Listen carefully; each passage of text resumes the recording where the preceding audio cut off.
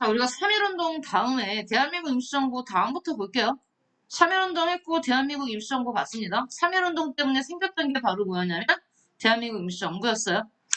자, 그 다음에 뭐냐면 3.1운동 이후, 1919년 이후 항일민족운동은 어떤 방향으로 나간 이 그림 한번 보세요. 3.1운동을 기점으로 해서 3.1운동 이후에 정말 다양한 민족 독립운동이 일어납니다. 여기 보시면 무장투쟁은 예전부터 있었어요. 1910년대도. 자, 한 3.1운동 이후라고 하면 네가 머릿속에 집어넣어야 되는 게 3.1운동이 1919년이기 때문에 3.1운동 이후다라고 말하면 언제를 말하는 거야? 1920년 이후를 말하는 겁니다, 여러분. 알겠죠? 그러면 선생님이 우리 무장투쟁은 한번 쭉 봤던 게 1910년대는 해외에다가 기지를 만드는 기지 건설에 다닌다 그랬지. 그러면 이제 20년부터 뭐겠어? 10년 동안 해외 독립운동 기지 건설을 했으면 그 다음부터는 직접 이제 일본군과 싸울 거야. 이제부터 전투가 나올 거고. 자, 여기 봐. 외교활동을 주장했던 애들 있었잖아. 외교활동을 주장했기 때문에 상하이에 있는 대한민국 임시정부로 통합했다 얘기했었죠. 그 다음에 여기 의열투쟁은 우리가 1910년 이전에 나라 뺏기기 전에도 있었던 노선이에요. 노선. 그 다음에 신년양성운동이 바로 이제 얘네들이 우리가 말하는 민족주의 운동 계열이다. 애국개몽 운동을 계승하는 거죠. 민족주의 계열. 그러면 여기 한번 묶어보세요. 이게 새로운 계열이에요. 1910년에는 없었던 3.1운동 이후에 등장한 새로운 어떤 계열. 이게 사회주의 계열입니다. 선생님 100만 번 말했어요. 우리나라에 사회주의라는 단어가 나오기 시작한 게 3.1운동 이후예요. 3.1운동 이후. 왜? 세계 최초의 사회주의 국가가 언제 생겼다고 그랬어? 1차 세계대전 중에 나왔댔잖아요. 1917년에 러시아에서 러시아 혁명이 일어난단 말이야. 그리고 나서 얘네가 세계 최초의 사회주의 국가인 소련을 만든단 말이에요. 그러니까 소련이 건국되고 나서야 우리나라에 사회주의가 들어오기 때문에 1920년대 이후가 돼야 사회주의 계열이란 말이 나올 거예요. 그래서 여기 보시면 봐봐. 어떤 게 사회주의 계열이 사회주의자들이 주도한 독립운동이냐 했을 때 농민운동, 노동운동, 청년운동, 학생운동 이러면 여기 또 안 나왔지만 또 여성이 있거든요. 다 사회주의 계열이 주도한 운동이라고 생각하시면 됩니다. 자, 그래서 이 밑에 보면 나오잖아요. 민족주의와 사회주의. 그래서 여기 민족주의자들이 주도했던 운동은 신령양사 운동이 되는 거고요. 사회주의자들이 주도했던 운동은 여기 나왔지만 자, 청년, 학생, 농민, 노동, 알겠죠? 이렇게 다양해진다는 거. 자, 민족주의자들이 주도했던 건 뭐고? 신령양사 운동. 목표는 같아요. 목표는 같은데 둘 다 독립이죠. 독립이죠. 근데 사회주의자는 독립 플러스 계급 해방이 들어가요. 농민 해방, 노동자 해방, 계급별로 여성 해방 운동이 더 플러스가 되는 겁니다. 잊지 마세요. 너무 중요합니다. 3.1운동 이후입니다. 이렇게 나눠주는 게 민족주의와 사회주의로 나눠주는 게 언제 이후라고요? 3.1운동 이후. 그러니까 구체적으로 명시하면 1920년 이후가 되는 겁니다. 1919년 이후니까 20년 이후. 이렇게 꼭 기억하세요. 우리 역사에 사회주의가 등장하는 거, 3.1운동 이후라는 거. 자, 그러면 얘네들이 이렇게 다른 방향의 독립운동을 하다가 처음으로 두 노선, 민족주의 계열과 사회주의 계열이 힘을 합치는 게 있습니다. 그게 여러분 시험 범위 끝에 나오는 단체 신간회입니다. 신간회. 유일무이해요. 우리나라 독립운동사에서 민족주의 계열과 사회주의 계열이 힘을 합쳐서 하나의 단체를 만든 것, 그게 신간회다. 지금 니네 시험범위, 여러분 시험범위에 신민회부터 신간회까지 다 들어간단 말이에요. 시험범위가. 이름이 비슷하다고 설마 헷갈리진 않겠죠. 나중에 선생님이 진도가 다 끝나고 나면 정리를 해주겠지만 둘 다 굉장히 중요한 단체입니다. 둘 다 굉장히 중요한 단체예요. 자, 우리가 1907년이면 아직 나라가 식민지가 되기 전이죠. 1907년에 우리나라 최초의 비밀결사로 만들어진 단체가 바로 뭐였습니까? 신민회였습니다. 그죠? 신민회는 1911년에 해산됩니다. 4년 갔어요. 그죠? 4년. 우리나라 최초의 비밀 결사였잖아요. 지금 쓰지 마세요. 나중에 다시 쓸 거니까. 반면에 1927년, 정확히 20년이죠. 27년에 만들어져서 1931년에 해산되는 이 단체, 신간입니다. 운명적이지 않아요? 그 다음에 얘는 공개단체예요. 드러내놓고 했습니다. 비밀결사 아니에요. 신민의, 신간의. 여러분, 너무 중요하죠? 딱 20년 더 하면 됩니다. 1907년, 1927년. 이름도 비슷한데. 둘 다 너무 중요한 단체. 신민회는 애국개몽운동단체이고 신간회는 독립운동단체예요. 왜? 만들어진 시기가 얘는 식민지 되기 전에 만들어졌고 얘는 식민지 이후에 만들어지기 때문에 그렇습니다. 너무 중요한 단체입니다. 둘 다. 시험 100%입니다. 100%. 오케이. 그러면 이제 본격적으로 가보죠. 여기 나오잖아요. 여기 보시면 민족주의 운동과 사회주의 운동이 힘을 합친 게 바로 뭐다? 민족 6.1당. 우리는 같은 민족이니 노선을 사회주의와 민족주의 노선을 하나로 하자. 그게 6.1당 운동이 되는 겁니다. 민족 6.1당 운동을 전개해서 만든 단체가 바로 다시 한번 말하지만 신간회가 되는 겁니다. 여기까지가 시험범이에요, 여러분. 나중에 민족 유일당 운동까지가 시험범이고요. 굉장히 중요합니다. 신민회만큼 중요합니다. 뭐가요? 신간회가요. 가볼게요. 여기 한번 그림 봐봐요. 그림 보면 이건 뭐 하는 겁니까? 무장독립이죠. 무장독립. 여기 지금 총 들고 있잖아, 군인들이. 이건 무장독립운동이야. 여기 봐봐, 이 그림. 폭탄을 던지고 있죠. 의열활동이죠. 의열활동. 자, 뭐 하는 겁니까? 글을 가르치고 있잖아. 이게 바로 뭐예요? 실력 양성 운동이에요. 민족주의 계열에. 알겠어요? 자, 이건 뭐 하는 건데? 이제 외교 활동이죠. 외교 활동. 그 다음에 이건 지금 소장용 농민 운동이잖아요. 그러니까 사회주의 계열의 농민 운동이 되는 겁니다. 그래서 지금 그림 보시고 다 아시면 됩니다. 네, 5개가 나왔어요. 방향이. 여기 무장투쟁, 외교활동, 의열투쟁, 실력양성 운동, 그 다음에 하나를 합쳐서 농민운동. 오케이? 농민운동. 자, 그러면 그 5개 중에 차부터 하겠죠. 무장운동, 의열활동, 실력 양성운동, 외교활동, 농민운동. 제일 먼저 뭐 나옵니까? 무장이죠. 자, 무장독립운동은 1910년과 이어서 생각할 수 있어야 돼요. 선생님이 분명히 얘기했습니다. 1910년은 독립운동 기지 건설을 하고 준비하는 단계야. 쭉 준비했어. 10년 동안. 그럼 이제 뭐 하면 돼? 실전을 해야지, 이제. 이제 싸워야죠. 무장 독립전쟁입니다. 1919년 어느 가을날, 1919년이면 3.1운동이 봄에 일어났잖아요? 3.1운동 일어난 그 다음 가을입니다. 그해 가을, 조국을 빠져나오면서 나가 누굽니까? 김산이죠. 조국을 원망했다. 그리고 울음소리가 투쟁의 함성으로 바뀌기 전에는 절대로 돌아오지 않겠다고 굳게 맹세했다. 한국은 세계 열강을 향하여 국제 정의를 실현하고 민족 자결주의라는 약속을 이행하라며 애원하고 있는 바보 같은 늙은이였다. 나는 부인대했다. 러시아의 시베리아에서 남자건 여자건 모두 싸우고 있었다. 그들은 자유를 구걸하지 않았으며 지금 뭘 비판하는지 알겠어요? 3.1운동은 그냥 구걸한 거야. 우리 독립하게 해줘 이렇게. 근데 그러면 뭐하냐 이거야. 강대국들은 줄 생각이 없는데 그럼 뭘 해야 되는데 싸워서 뺏어야지. 우리 걸 찾아야지. 치열한 투쟁이라는 권리행사 자유정책 보이죠? 아, 이 양반이 지금 뭘 주장하는 거구나. 이렇게 앉아서 비폭력 불복종을 하면서 만세를 부른다고 일본이 분식시켜주자는 단얘기입니다.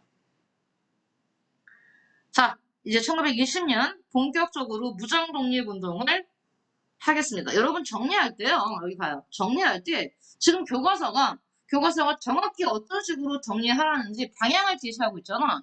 그러면 만약에 내가 이번에 무장독립운동에 대해서 정리할 거야.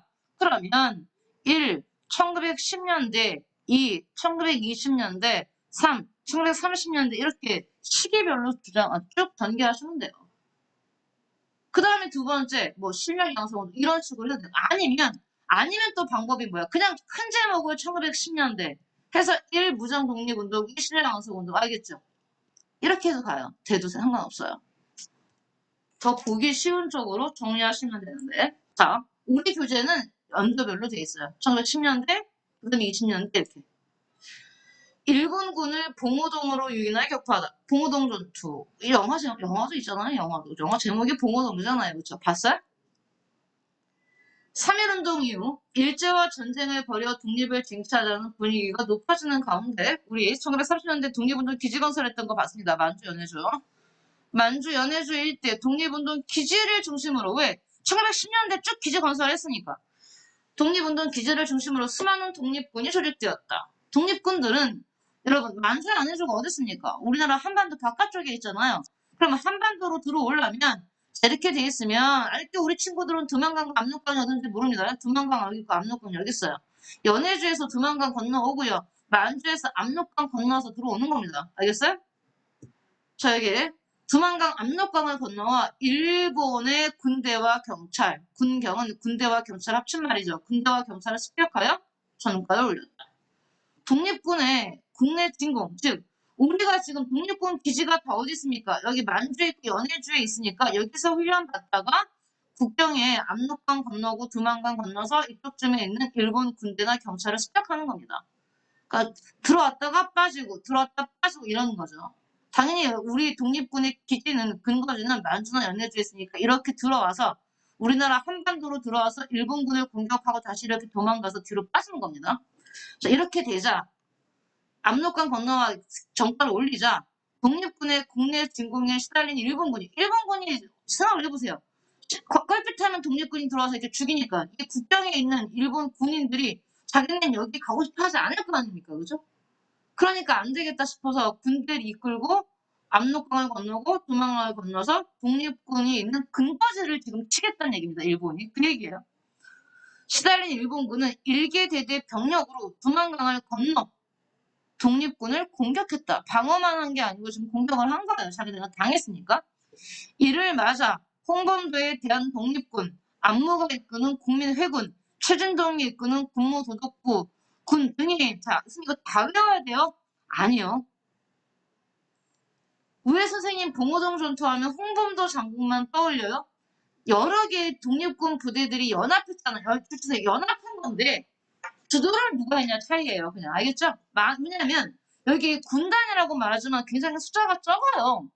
그러니까 짜잘하게 규모가 작기 때문에 다 합쳐야 됩니다. 힘을. 그래서 봉오동 전투도 그렇고 여기 나오는 청탐리 전투도 그렇고 다 연합부대입니다. 하나의 부대가 싸운 게 아니에요.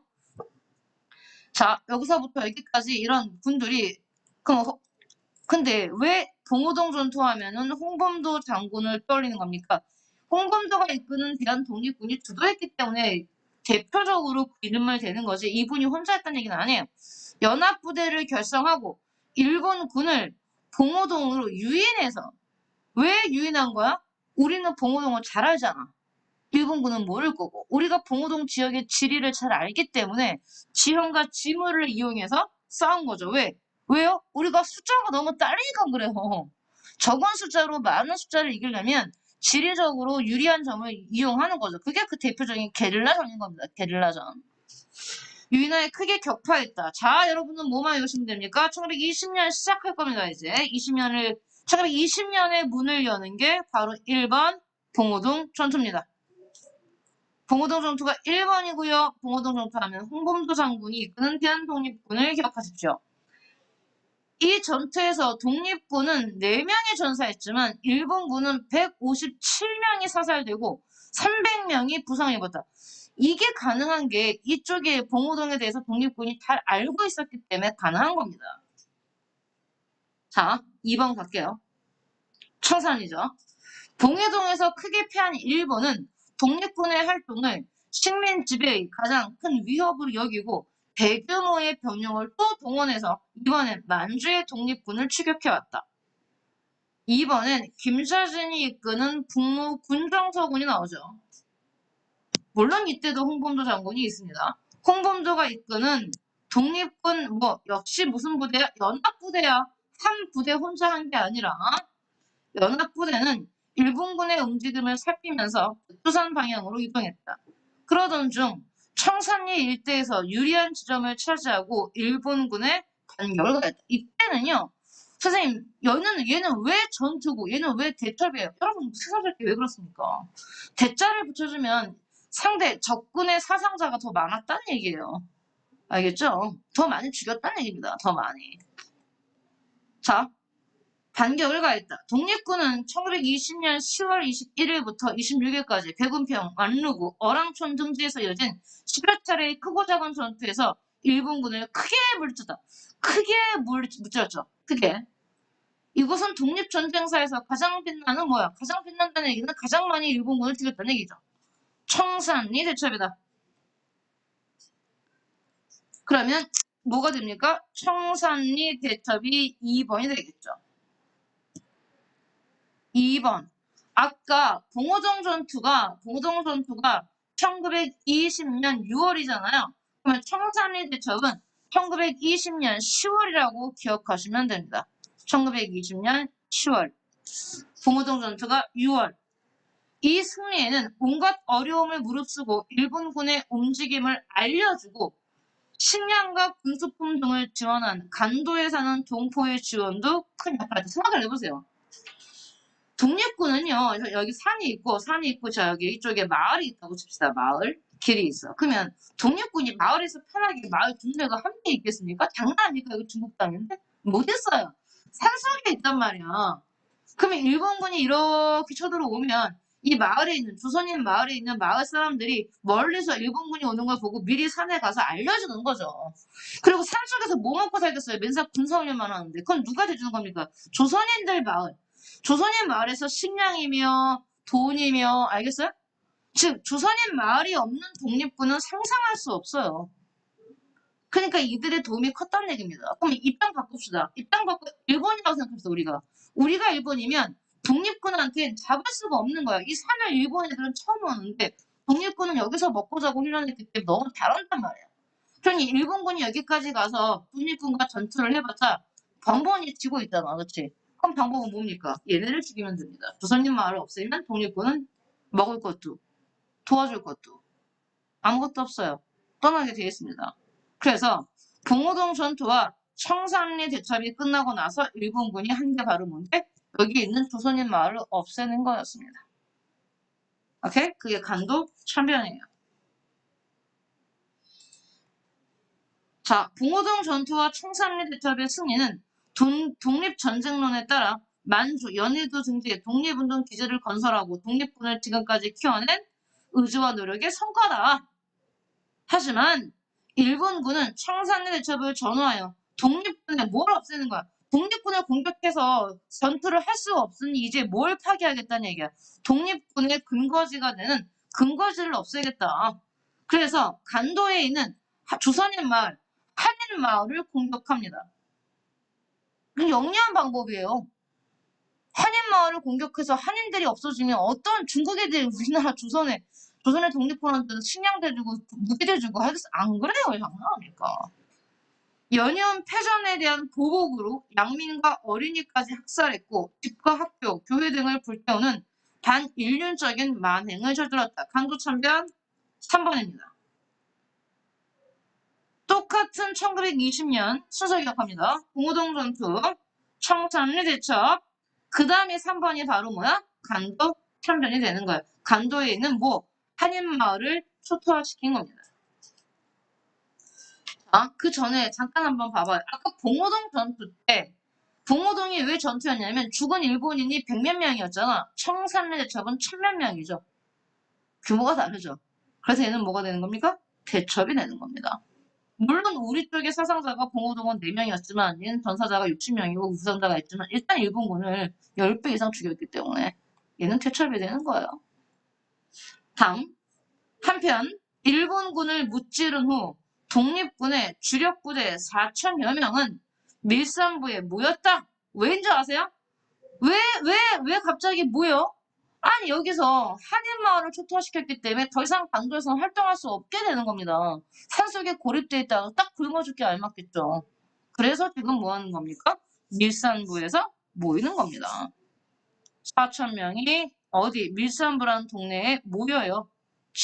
동네 이름입니다. 밀산부는 집결했다. 그곳에서 서일을 총재로 해서 이 독립군 주력부대가 하나를 만들어요. 대한독립군단이라는 단체로 통합을 한 거죠. 조직한 후 약소민족의 독립운동을 지원하겠다는 적군의 약속을 믿고 약한 나라의 독립운동을 지원하겠다고 한 게 당시 어느 나라입니까? 소련밖에 없었죠. 소련의 레닌. 소련이 붉은 군대를 적군이라고 불러요. 소련은 공산주의 국가였기 때문에 공산주의 국가, 붉은 깃발 아래의 군대, 인민군이라고 부릅니다. 적군. 중국은 인민군, 소련은 적군. 즉 여기서 적군의 약속을 믿었다는 얘기는 소련의 약속을 믿었다는 얘기입니다. 나오죠? 적군에 대한 설명 밑에 나옵니다. 러시아 혁명을 이끄는 공산당 군대. 자, 적군의 약속을 믿고 시베리아로 이동했다. 그러면 여기가 4번 할게요. 서해를 총재로 해서 대한독립군단을 조직해서 대한독립군단을 조직한 걸 4번으로 보겠습니다.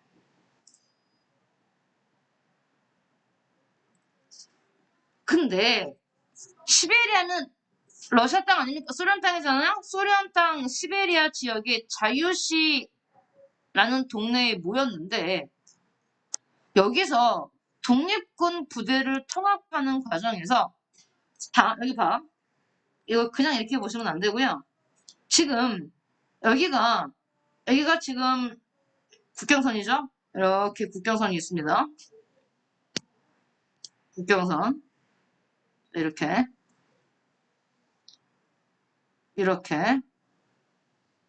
보지, 여기 봐봐. 그래서 여기는 러시아고, 이쪽은 소련이고, 이쪽은 중국이잖아. 그러면, 여기서 자, 봉오동 전투를 여기서 하고, 청산리 대첩을 승리로 이끈 다음에, 독립군 부대들이 아주 밀산까지는 중국 땅이에요. 중국 밀산에서 모여서 국경을 넘어서 소련 땅으로 건너갔다가 소련 땅에서 이렇게 같은 소련 땅 델시로 갔는데 원래부터 우리가 1920년, 1910년 독립운동 기지건설을 할 때 어떻게 했습니까?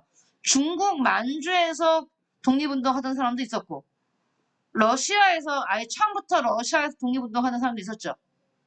그러면 여기는 지금 원래 이쪽에서 쭉 활동했던 독립군 부대가 있단 말입니다. 그러면 얘네들 서해를 통째로 하는 대한독립군단은 중국에서 활동하다가 건너갔잖아요. 그럼 원래 거기서 활동하던 애들 있겠죠. 그 원래 활동하던 애들과 중국에서 넘어간 애들 사이에서 당연히 의견 충돌이 있겠죠. 그 얘기예요.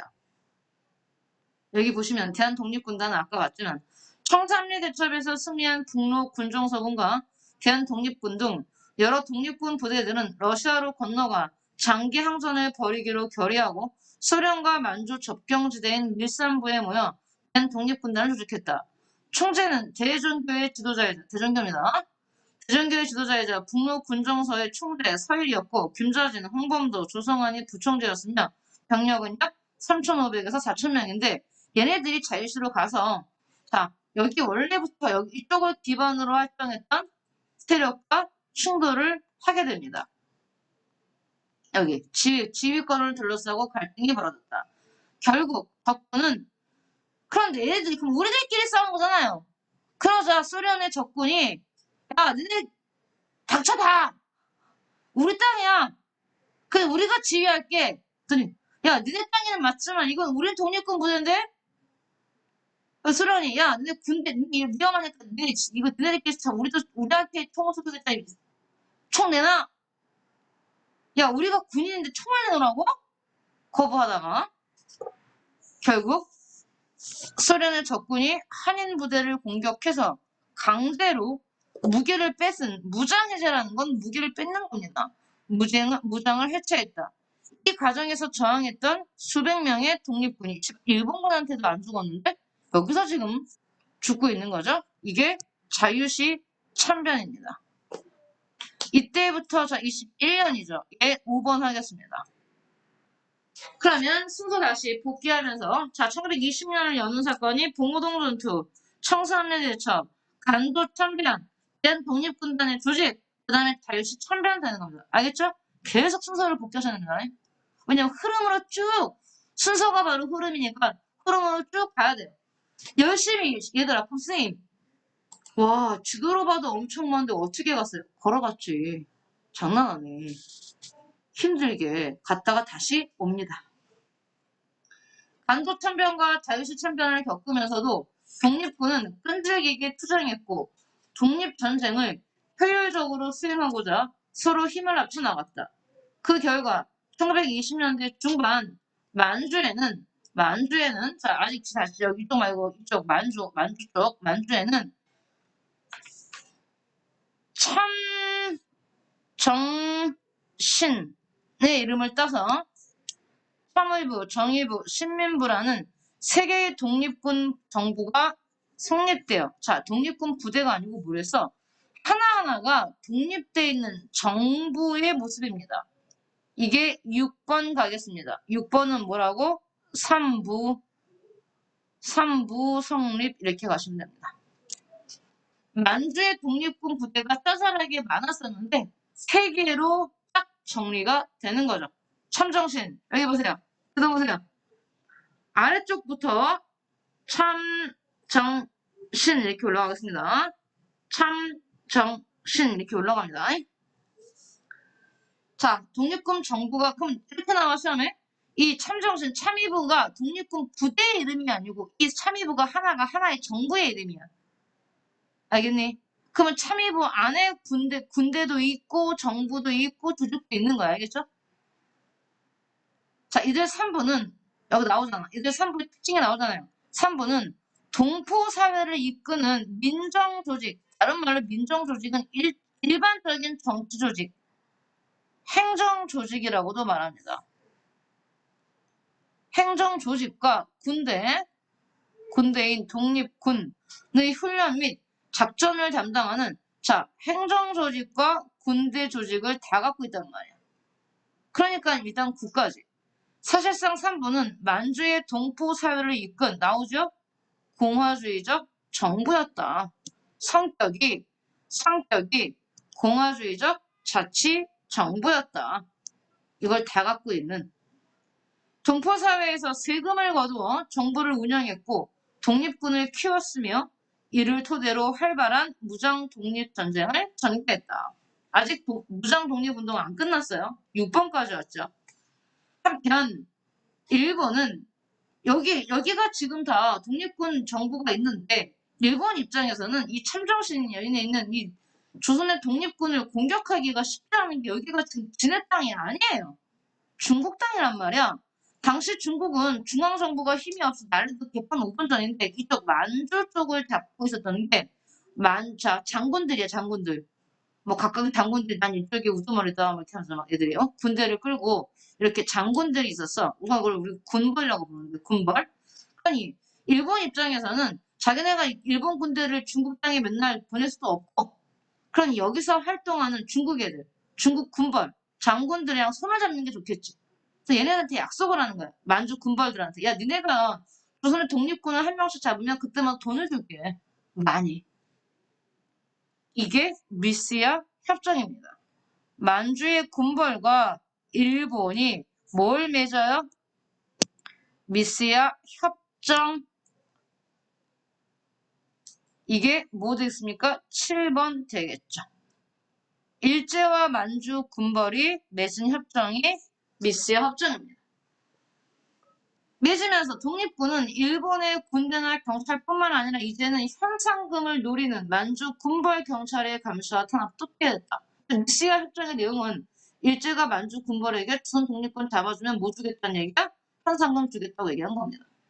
이러한 어려움 속에서도 3부는 통합운동을 전개하여 자 3부 통합운동 3부 통합이 8번입니다. 8번은 3부 통합. 그럼 3부가 통합해서 하나가 되는 게 아니고 두 개가 돼요. A와 B가 됩니다. A가 뭡니까? 국민부. B가 뭐예요? 혁신의회. 이렇게 두 개가 되는 겁니다. 3부를 통합해서 두 개가 만들어져요. 국민부와 혁신의회. 이게 8번이죠. 자, 여기 봐봐. 중요한 거, 이 미스 협정의 연도를 외워주면 굉장히 좋아요. 1925년. 아, 그러면 쭉 왔구나. 1920년부터 시작해서 1925년 왔구나. 자, 삼부통합운동은 다시 참정신이 합쳐서 두 개가 되는데, 아까 참정신의 위치가 여기잖아. 참정신 이렇게 올라가지, 그치? 그래서 신민부 있는 쪽은 북만주, 정예부는 중간에 있고 참의부 한쪽 남만주, 정예부는 이렇게 반반 들어가 있죠. 북만주 반, 남만주 반. 그래서 삼부통합운동에서는 남쪽에 국민부, 북쪽에 혁신회가 되는 겁니다. 남만주의 국민부, 북만주의 혁신회 이렇게 오셔야 된다. 그 다음에 물론 예외가 있는데 이제 앞으로 무지하게 많은 단체와 이름들이 나올 건데 앞에 조선이 붙으면 현재를 떠올려봐. 2021년 우리나라와 북한의 이름이 달라. 북한은 조선민주주의인민공화국입니다. 조선이 들어가면 그래서 사회주의 계열이에요. 우리나라를 한국 그러죠. 대한민국 한국이라고 부르죠. 그래서 한국 들어가면 민족주의 계열이 많습니다. 물론 예외가 있어요. 조선 들어가는데 민족주의가 있고 한국 들어가는데 사회주의가 있는데 그건 몇 개 없어요. 대부분은 거의 90%가 다 조선이 들어가면 사회주의 계열이 가깝고요. 한국이라는 이름이 들어가면 민족주의 계열이 가깝습니다. 그래서 그냥 느낌이 나. 혁명이 나잖아. 조선 혁명이잖아. 이거 사회주의 계열이구나. 한국 독립. 얘는 뭐겠구나. 민족주의 계열이구나. 이렇게 생각하시면 돼요. 알겠어요? 알겠냐고요. 지금 예외는요. 그 예외만 외우면 되잖아. 그 예외만. 자, 이 그림, 삼부통합운동의 그림 기억하시고요. 그래서 8번이 삼부통합. 국민부는 조선혁명당을 건설하고 그 아래 조선혁명군을 두어 남만주 일제 설정했다. 북만주는 혁신회가 해체된 이후 딕천청, 신숙 등이 한국 독립당을 결성하고 일제가 만주 침략하자 한국 독립군을 형성했다. 그러니까 30년 이제 언제 갑니까? 20년대가 끝나고 언제가 돼요? 30년대로 접어들죠. 30년대 초반 만주 지역 독립전쟁은 조선혁명군과 한국 독립군이 주도적인 역할을 담당했다. 그래서 30년대로 이제 넘어갈 거라는 얘기입니다. 그럼 이제 1920년대니 번호가 몇 번 있는 겁니까? 8번까지 있는 거죠. 여기 보세요. 그럼 이렇게 정리하시면 되죠. 나중에 정리할 때 1920년대 무장 독립 운동 그리고 항상 머릿속으로 8 이렇게 기억하세요. 그러면 얘를 흐름으로 봉오동 전투, 청산리 대첩, 간도 참변, 그 다음에 서해를 총재로 한 대한독립군단의 조직, 얘네가 러시아에 소련에 자유 실어 갔다가 자유시 참변, 그죠? 그런 다음에 내려오죠? 그래서 3부를 결성하죠? 3부 결성, 미스야 협정, 그런 다음에 3부 통합운동, 3부 통합에서 북만주의 혁신회 북혁, 남만주의 국민부 남국, 알겠어요? 북혁, 남국, 여기까지가 1920년대의 얘기였습니다. 쭉 20년대 무장독립운동은 이렇게 시기별로 정리를 해주셔야 돼요. 알겠어요? 자, 1920년대 끝나고 이제 언제로 연결되는 겁니까? 30년대로 넘어오는 겁니다. 그러면 선생님 8번까지 보고 9번으로 이어질까요? 아니, 그러면 너무 길어요. 8번까지 20년대 끊고 30년대부터 다시 시작할게요. 여기 보시면 우리가 8번 20년대 끝부분이 뭐였습니까? 3부가 두 개로 통합돼서 어떻게? 북만주 혁신회의 북혁, 남만주 국민부, 남국까지 봤잖아요? 여기 지금 요거는 독립군이 무기를 어떻게 구했는지가 나오네요. 오래간만에 무기를 운반하러 가라는 통지가 와서 블라디보스토크 내 해변으로 어두운 밤에 행군하여 산 정상으로 70여리를 가서 메었다. 짐도 무겁지, 길도 험하지, 배도 고프지, 결사적으로 일본군 병참소를 지나 한 5리쯤 되는 곳에 동포의 가옥 12호가 보인다. 그곳에 와서 긴장도 풀리고 기진맥진한 우리는 쓰러졌다. 어쨌든 동포의 가옥이 있으니까 거기서 쉬고 있잖아요. 동포가 없으면 식량과 뭘 쉴 곳을 누가 주겠습니까? 북로 군정서의 대원들이 일본 군경과 마적은 도적들을 말합니다. 그 중국 지역에 있는 중국의 도적들, 그들의 눈을 피해 위험에 무릅쓰고 무기를 운반해온 일화이다. 이들이 무기를 가지러 소련한테 간 건 소련이 무기를 줬겠죠. 거기서 구할 수 있는 거잖아요. 1920년 전후에 시베리아와 연해주 일대는 러시아 덕군은 공산당군, 소련의 공산군, 백군은 러시아 망하기 전에 이 제정 러시아의 군대. 그러니까 소련이 만들어주고 나서도 소련 안에서도 내전이 있었어요. 공산주의에 반대하는 황제의 군대, 얘네를 백군이라고 불러요. 러시아 황제의 군대와 러시아 공산당 군대 간의 전쟁, 내전으로 혼란했고, 이때 무기가 많이 유출, 나왔다는 얘기입니다. 이런 상황에서, 그럼 러시아 무기를 가졌겠네요. 이런 상황에서 한국의 독립군은 동포들이 모아준 자금으로 무기를 살 수 있었다. 특히 북로 군정선은 러시아 백군에게 무기를 구매했을 뿐만 아니라 1차 세계대전에 참전했다가 본국으로 귀환하던 체코 군단에게서 대포, 중기관총, 수류탄, 소총, 총알 80만 발 등을 싼 값에 대량으로 넘겨받았다. 체코 군단은 오스트리아 헝가리 제국의 억압을 받았던 자신들의 과거를 회상하며 한국의 독립운동에 깊이 공감한다고 했다. 북로 군정서군은 이렇게 획득한 무기로 전력을 강화하고 청산리 대첩에서 승리할 수 있었다. 그럼요. 무기 없으면 어떻게 전쟁을 갑니까? 동학농민운동이 왜 실패했어요? 무기 없이 갔기 때문에 실패한 거 아닙니까? 자, 근데 술탄 한 발 진약하죠. 정규군대가 아니었기 때문에. 자, 보세요. 이제 우리는 무장독립운동에 몇 년대로 갈 겁니까? 1930년대로 가는 겁니다. 1930년대 초 일제가 만주를 전면적으로 침략하여 만주국을 세우면서 독립전쟁의 어려움은 갈수록 커져갔다. 이게 1931년에 일본이 만주 사변을 일으켜요. 만주 사변을 일으킵니다. 자, 이 말이 뭐냐면 잘 봐요.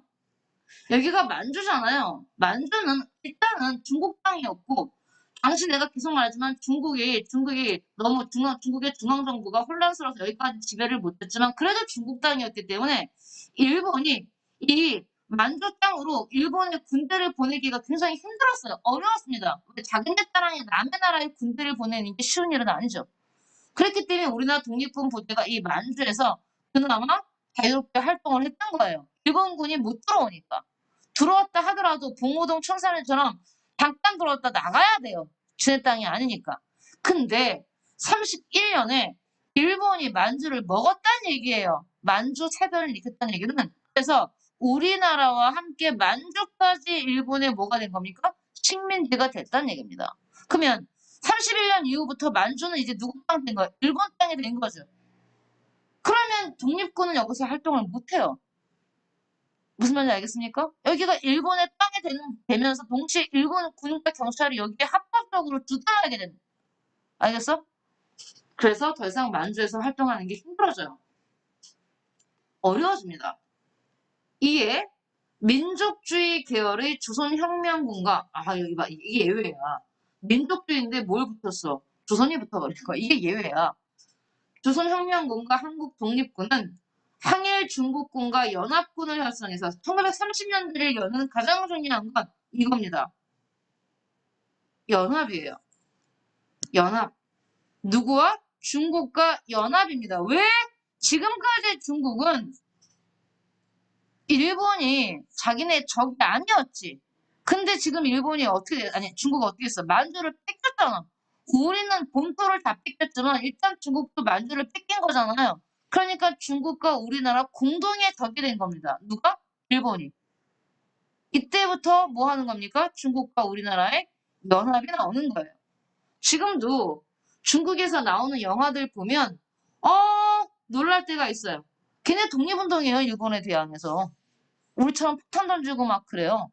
사실 일본이 중국과 우리나라에서 똑같이 만행을 저질렀지만 일본이 더 많이 죽인 사람들은 중국 사람들이에요. 어마어마하게 죽여요, 일본이. 자, 그러니 이때부터 1930년대의 문을 여는 건 뭐다? 한중 연합군이에요. 이렇게 말하면 돼요. 한중 연합. 한국과 중국이 연합을 시작한 게 언제다? 1930년대입니다. 왜요? 이것 때문에. 31년 만주사변 때문에 해서 이렇게 1번 가겠습니다. 한중연합, 한중연합, 이게 시작입니다. 30년대의 문을 여는 거. 다시 한번 1930년대 한중연합이 만들어지게 된 계기는 뭐 때문이다? 만주사변 때문이에요. 만주사변, 일본이 만주를 먹어요. 그래서 한국과 중국의 독립군들이 연합을 하게 되는 겁니다. 알겠죠? 자, 그러면 우리가 이미 아까 여기서 봤을 때 1920년대 말에 우리나라 독립군 3부가 두 개로 갈랐잖아요. 남만주, 북만주. 그쵸? 이렇게 나눠졌었잖아요. 여기서. 기억나요? 바로 위에서 남만주, 북만주. 그쵸? 남만주, 북만주. 이렇게 나눠졌었잖아요. 그거 지금 이어지고 있는 건데. 먼저 남만주에서는 한중연합군의 활동을 볼 겁니다. 그걸 나눠서 볼 거예요. 남만주와 북만주로. 남만주에서는 남만주 누구 양세봉 나옵니다. 조선혁명군 나오죠. 자, 여기 보시면 봐봐요. 우리나라 독립운동사에서 쓰리봉이 나옵니다. 쓰리봉. 쓰리봉이 뭐냐면 세 분이 이름에 봉자가 들어가는 세 분의 독립운동가가 있어요. 그럼 우리 애들이 물어요. 설마 쌤이 1봉, 2봉, 3봉인가? 네, 그래요. 1 대신에 원자를 써요. 1, 2, 3. 김원봉, 김두봉, 방금 말한 양세봉. 아, 장난 아니죠? 우리나라 독립운동사에 아주 혁혁한 독립운동가들 3봉, 원봉이, 두봉이, 세봉이. 쌤이 가장 존경하는 분 김원봉 선생님, 약산 김원봉, 그 다음에 김두봉, 양세봉 선생님이 나오죠. 자, 그 중에 지금 제일 먼저, 쓰리봉 중에 지금 제일 먼저 나오고 있습니다. 누가 나오고 있습니까? 양세봉 선생님, 양세봉 장군, 장군 나오죠. 양세봉 나옵니다. 양세봉이 이끄는 조선혁명군이 영릉가 전투, 중요해요. 왜냐면, 바꿔서 낼 거거든. 영릉가 전투를 한국 독립군의 전투로 치르면 틀리는 겁니다. 영릉가 전투 중에서 항일 중국군과 힘을 합쳐 항일 중국군, 다른 데서는 이렇게 나와. 중국 의용군. 이게 유일하게 조선혁명이 들어갔는데 민족주의인 게 이게 예외예요. 대부분 조선 들어가면 사회주의인데 민족주의.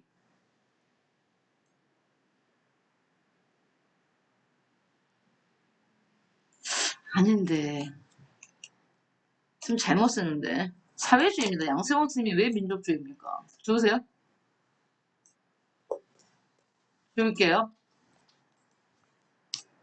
어이, 어이, 어. 아까 위에서 했던 게 그거고, 자, 양세봉이니까 조선혁명군 사회주의 세력이야. 쓰리봉은 대부분 다 사회주의 세력입니다. 그래서 여기 봐봐요. 항일 중국군, 중국 의용군, 얘네 공산주의 계열입니다. 그래서 같이. 또한 두 번째 B, 북만주, 동만주 하나 묶어서 여기는 누가 나옵니까? 지청천. 민족주의 계열 여기 있습니다. 지청천. 지청천이 이끄는 한국 독립군이 지청천 기억하셔야 되고요. 한국 독립군, 민족주의 계열, 항일 중국군과 함께 이것도 다 외우셔야 돼요.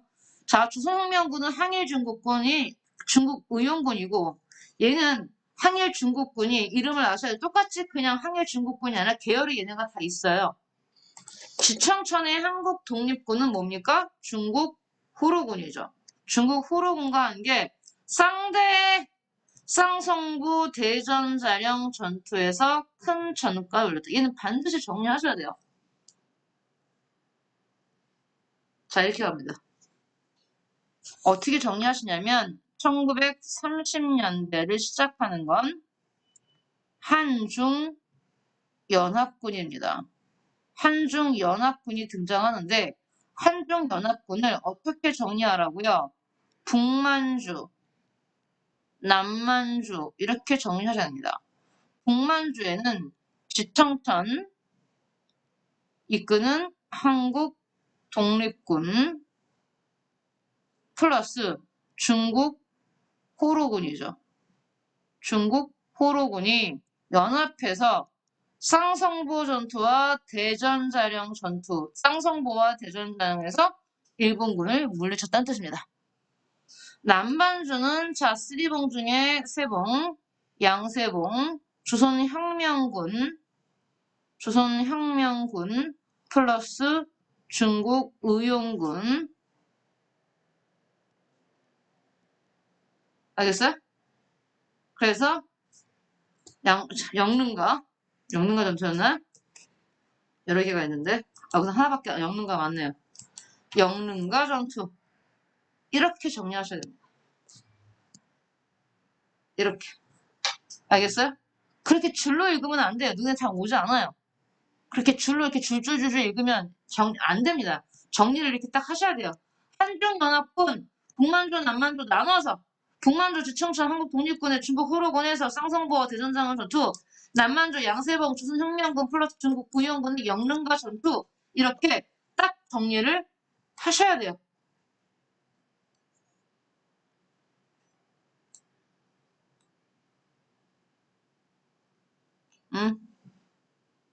뭐 어떻게 될까요? 오케이, 이렇게. 이렇게 정리를 해주세요. 포스트잇 있으면 포스트잇으로 하든가. 자, 해서 1930년 한중연합군은 북만주, 남만주로 정리를 해주시고요. 큰 전가를 올렸다. 하지만 일본군의 공세로 항일 중국군의 활동이 위축되면서 우리 독립군의 활동도 큰 제약을 받았다. 조선혁명군은 1934년 사령관이었던 양세봉이 전사한 이후 세력이 약화되었지만 30년대 후반까지도 계속해서 항일투쟁을 지속했다. 한편 한국 독립군은 대한민국 임시정부의 요청에 따라 지청천 등 지도부의 대부분이 자, 선생님이 중국 관내가 어딘지 설명했지. 만리장성 남쪽이야. 만리장성 남쪽, 일명 중국 본토. 한족인 중국인들이 자기네의 본토라고 생각하는 건 만리장성 남쪽이에요. 중국 관내로 이동했다. 그럼 중국 관내, 만리장성 북쪽이 어디야? 만주야. 알겠지? 만주랑 중국 관내는 달라. 이렇게 만리장성이 있으면 만리장성 북쪽이 만주, 그 아래쪽을 중국 관내라고 불러. 안쪽, 중국 본토. 한족의 근거지. 황하영역에 중국 문명, 여기서 중국서 북쪽에 있어, 베이징. 이쪽이 중국 관내야. 오케이. 이후 지청천은 즉 한국 독립군이 어디로 들어가게 되는 거냐면 너무도 중요한 한국 광복군에 들어가요. 왜 이렇게 광복군을 강조하냐면 현재 대한민국 군대는 한국 광복군을 계승했다고 말하고 있어요. 그러니까 지금 여러분과 내가 살고 있는 우리나라의 군대 전 모습이 한국 광복군이기 때문에 굉장히 강조합니다. 지청천이 한국 광복군 창설에 주 역할을 했다. 즉 남만주의 조선혁명군은 사령관 양세봉이 죽으면서 세력이 많이 약해졌고 북만주의 한국 독립군 같은 경우는 나중에 한국 광복군에 편입된다라고 생각하시면 되는 겁니다. 그렇게 정리를 하세요. 자, 한편 일제가 만주를 침략하자. 아까 만주 뭐가 됐죠? 31년에? 만주를 침략하자. 이에 맞서 수많은 굉장히 작은 규모의 유격대라는 건 굉장히 작은 규모예요. 소규모 부대. 그래서 직접 일본군과 전투를 하는 게 아니고 몰래 들어와서 폭탄 같은 거 던지고 혹은 몇 명을 죽이고 빠지는 항일 유격대가 조직되었는데 이때 한인 동포들이 선도적 역할을 했다. 중국 공산당은 항일 유격대를 한데 모아 중국 공산당이 중국인이나 조선인 상관없이 왜? 둘 다 지금 공동의 적이 어딥니까? 일본이잖아요. 일본에 대항하기 위해서 항일 유격대를 중국인, 조선인 할 것 없이 한데 모아서 함께 만든 게 바로 뭐냐면 동북인민혁명군입니다. 동북인민혁명군이 뭐가 돼요? 동북항일연합군대이기 때문에 연군이야. 연합부대야. 그렇기 때문에 동북인민혁명군이나 동북항일연군은 한중연합군이나 마찬가지예요. 알겠어요? 이를 중심으로 한중, 한국과 중국 두 민족이 함께 연대해서 항일 유격투쟁을 활발히 했다. 그러니까 항일 유격대에서 한중연합군은 바로 이거지. 동북항일연군. 얘를 기억하세요. 이게 된 거니까 얘랑 따로따로 된 게 아니고 얘가 이렇게 이름이 바뀐 거잖아요. 그러니까 얘를 기억해 주시면 됩니다. 동북항일연군 연합군대. 그래서 여기 보시면 지금까지 얘기했던 거에 좀 정리가 되어 있습니다. 이거 북만주죠. 북만주 지청천 한국독립군. 선생님은 이걸 어떻게 외웠냐면 예전에 여러분 선배들이랑 쌍대사동 하고 외웠습니다. 앞글자 사서 쌍성보, 대전자령, 동경성, 사도하자. 쌍대사동. 뭐 순서는 상관없어요. 어떻게 외우시든. 쌍사동대를 외우시든 쌍대사동으로 외우시든 선생님은 입에 배웠어요. 하도 예전에 쌍대사동으로 외웠기 때문에. 알겠어요? 그 다음에 조선혁명군 같은 경우는 남만조선이면 영릉과 흥정선이죠. 영흥, 신계령도 있는데 영흥 신계인데 오케이. 여기는 뭐 두 개만 나왔네요. 특징 다 뭡니까? 30년대죠. 30년대, 1930년대 초반이죠. 다. 그래서 이건 아세요, 이거. 위치. 남만주 조선혁명군 양세봉, 영릉과 북만주 총사령 지청천 한국독립군, 쌍대사동. 이렇게 1930년대는 한중연합군. 둘 다 혼자 싸운 거 아니고 한중연합군을 같이 싸웠습니다. 중국과 함께. 봐주시면 됩니다. 여기까지가 바로 뭡니까? 무장독립운동. 1919년 3.1운동 이후에 여러 개의 독립운동 중에서 첫 번째로 한 게 바로 1920년대와 30년대에 뭡니까? 무장독립운동입니다. 제목 바뀌죠? 이제 뭐예요? 역시 의열투쟁하면 누가 나옵니까? 쓰리봉 중에 원봉. 두봉만 아직 안 나왔어요. 김동원 선생님이 가장 마지막에 나옵니다. 순서는.